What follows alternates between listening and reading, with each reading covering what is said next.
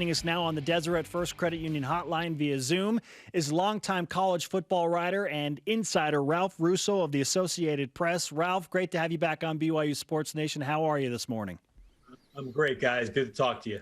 We're trying to figure out what to do with everything that has happened between BYU and Washington over the last 48 hours, because it has just been, in a word, a mess for really mostly BYU because of a headband that Zach Wilson wore that said anytime, any team, any place. And Washington says, hey, come up here, meet our Pac-12 parameters, play us. And then BYU says, well, we're not exactly sure about that. So, Ralph, what is your reaction to everything that's happening with the finger pointing on both sides of who doesn't want the smoke and who wants the game and whatnot? How are you handling all of this?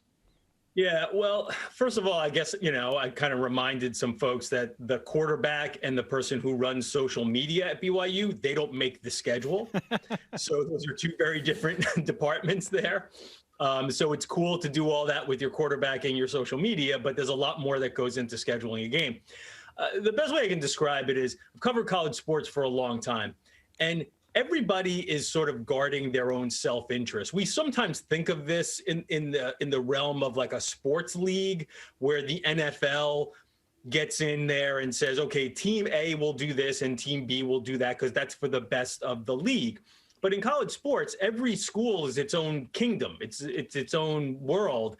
And the athletic departments are working the same way. So when BYU and Washington can't come to an agreement, that is simply BYU saying, here are my priorities. Here are the things that I need to have happen that are important to me.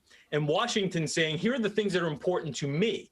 And when we overlap those two things, there's not enough similarity to make it work. And that's sort of how college sports works in general. So I don't think of, well, Washington's right, BYU's right. I just think that each school has different priorities and they couldn't come to agreement. And that's the way college sports works.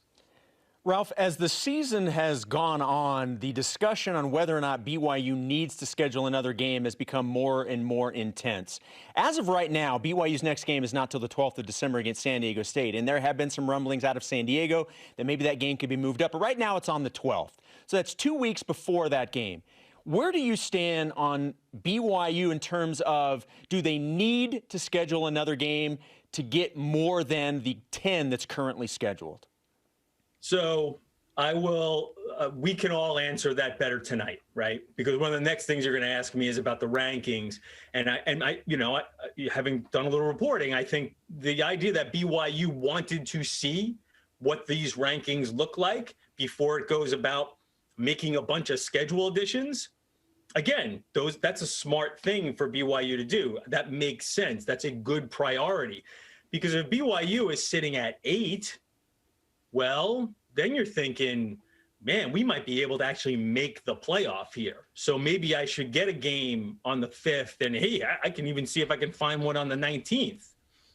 If you're at 12 or 10, maybe you're thinking, I could just ride this thing out, go undefeated, and get to the Fiesta Bowl, which is a pretty good deal. And I'm not really have much of a chance of getting to the playoffs, so maybe I should just sit on a 16, right? If I'm playing blackjack, maybe I'm just going to sit on this 16. I'm not going to push it. If I'm outside of the top 12 or so, now again, I may have more urgency if I'm BYU to say, boy, I got to add something to this resume. So, get me Cincinnati on the line, get me the Pac-12 on the line, and let me see if I can play something on the 19th with them. So the urgency to add is completely tied to the ranking. Ralph Russo of the Associated Press, college football insider and expert with us on BYU Sports Nation. Okay, Ralph, let's have you pinpoint where you think BYU will show up. For the record, I think BYU is going to come in at number 9, maybe get jumped by Northwestern after the Wildcats stayed undefeated and took care of Wisconsin. But I don't see BYU falling below 9, maybe 10 tonight. What do you think?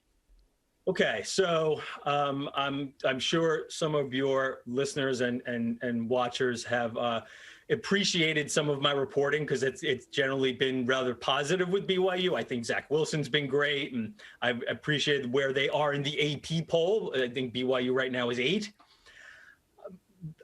If you look at what the College Football Playoff Committee has traditionally done, and it's hard to sort of pinpoint patterns because A, there are different people on this committee every year, and B, it's only had it for 6 years. So it's not a sample size that is, would be considered definitive. However, long-winded way and lead up of me saying, I would be a little surprised if BYU is higher than 10. I'm thinking more along the lines of like 13, 14. Wow. Whoa. Again, that's because traditionally the first rankings, no non-Power 5 team has ever been higher than 12 in the first initial, college football ranking. Okay. Right. In the debut of the season. A couple of years ago was 12. So if you take into account UCF was playing the AAC, pretty good conference. They had built up a certain amount of credibility. That was the year after they went undefeated. And then you take in, what BYU's schedule has been. And listen, I'm down with BYU. They've been awesome. I'd love to see them get a chance to play a bigger, a more marquee opponent. But if you look at that schedule and where it ranks, I can't see them being any higher than 12. But, maybe knock them back to 13 or 14. That seems to be the spot that I'm thinking. Now, one more thing before again, I'm rambling a little bit. I do wonder if the committee takes a different approach this year because it's such a weird year. And I do wonder if they become a little more open-minded to the idea of, what? This team has been super dominant. Nobody's playing non-conference games. Let's give them a little boost. So I think that's where, traditionally I would say probably 13, 14. But considering this odd pandemic year, maybe that gives them a little boost because the committee is a little more open-minded to doing things differently than the way they've done them in the past. So, Ralph, and you prefaced your answer right there with talking about the fact that, you don't really know what the college football playoff is really going to look at in terms of their measurables. Earlier in the show, I had mentioned to me that one of the reasons that I didn't expect it to be lower than 10 is I just can't imagine that their measurables and what they're going to use is going to be so dramatically different than what we've seen all season long with the AP and the coaches poll. Why do you think it would be so different from everything else we've seen? Everybody's been dealing with the same, uncertainties this entire season. So I guess, why do you think it would be so dramatically different? Part of that is because of the way it's lined up in the past, because the AP poll generally has treated these teams not drastically better, but I did some research and it's usually about 2 places better. Usually the AP, now again, if it's only 2 places, that leaves BYU at 10, just like you're saying. But traditionally, again, in the past, what you've noticed is it takes these teams, and these teams just being non-Power 5 teams, they need a little while to build up some momentum, and they haven't started very well. So I think a couple of things going on here. I think generally the coaches poll and the AP poll have just generally speaking been more open-minded to giving non-Power 5 teams the benefit of the doubt. And B, what I've seen traditionally from the committee is, again, they need a little while to warm up to these teams. So that's where I think the disparity comes from. Again, I'm not saying I'm right here, but I'm just trying to sort of like play in what we've seen in the past and how it will play out this year. And generally speaking, that's the way things have played out in the past, where the committee is sort of like, let's see, we're very super reliant on strength of schedule, what kind of wins you have against other ranked teams. And, again, it usually takes them a while to warm up to non-Power 5 teams. Not saying that that's right, but that's what they've shown. Ralph, let's finish with this. If BYU finishes 10-0, they don't add another game, but they dominate San Diego State and maintain the consistent rhetoric of, well, they're just blowing teams out of the water. Do you feel like they deserve to be in a New Year's 6 game? Oh, no doubt. No doubt. I mean, I think it would be interesting to see them play playoff teams, especially now. Again, that seems like a very long shot, but me personally, I like to see the newness of it all. I keep telling people that, if we're just going to throw up another, team that has no chance to beat Alabama, why not throw in the team with the 3rd best quarterback in the country and see how that works, right? But I do think that they are absolutely worthy of being in the top 12. And that's the number, I would say. If for BYU fans, if you're kind of wondering, like, how does all this selection work? Because it does sort of change from year to year. That 12 spot is sort of the money spot there. If you're in the top 12, there's a good chance you're going to get a New Year's Six bid. If you're not, you probably have some work to do. That's not again, that's definitive. There's some caveats there, but that's probably a good place to be. And I absolutely think that I want to see BYU against a Power 5 team or another really good team in one of the New Year's Six games.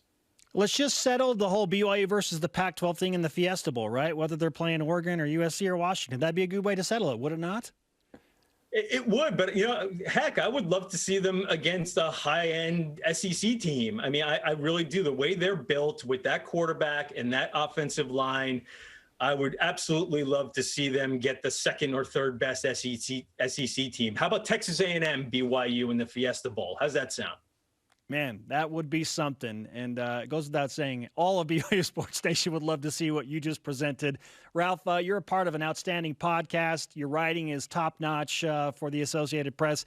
How can people get more involved with you and what you're doing as far as your college football projects go? Oh, appreciate that. Well, you can follow me on Twitter at Ralph D. Russo AP.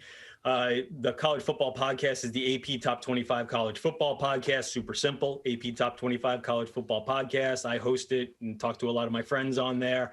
And AP News, apnews.org/college football. You can sort of find my writing and everybody else that writes for the AP, because we do a good job of covering college football in general, not just me. So that's the best places to find me.